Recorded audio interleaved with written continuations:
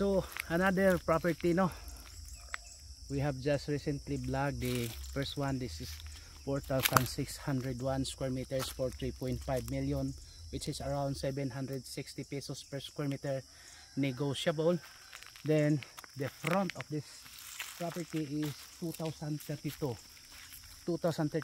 It has the same owner, guys, pareho lang ang may-ari. Then the same price, around 760 pesos, although they are planning to have an 800 pesos per square meter, but we have tried to negotiate this price, so they come out at 760 pesos per square meter.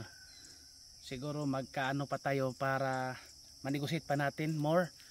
So kung nandyan na talaga tayong bibili, siguro yun na lang po, kasi yung may-ari nakalagay is namatay na, bago lang namatay. Then you know, mga kapatid na ang yung asawa wala na rin, patay na rin, wala silang anak. So sa mga kapatid na talaga yung napunta, wala na rin si parents. So yun po.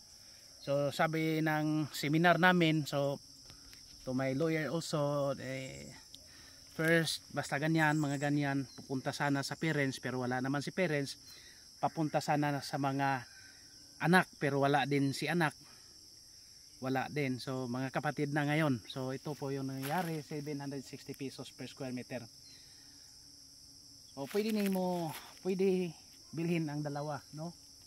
Kasi ito po yung ang property. Okay. So again, this is located in Barangay Cantata, Corillia, Bohol. So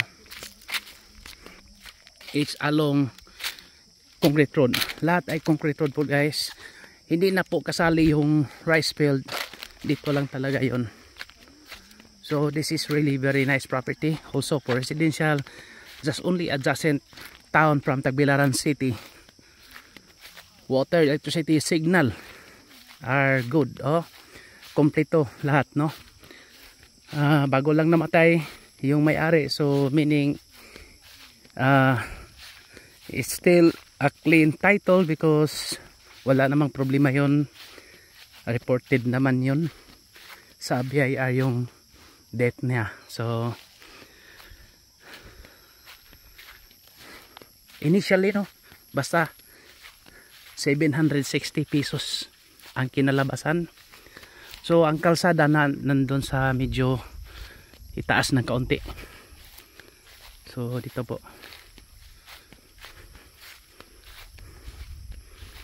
there are several coconut trees. 1, 2, 3, 4, 5, 6, parang 6. So ito po yun.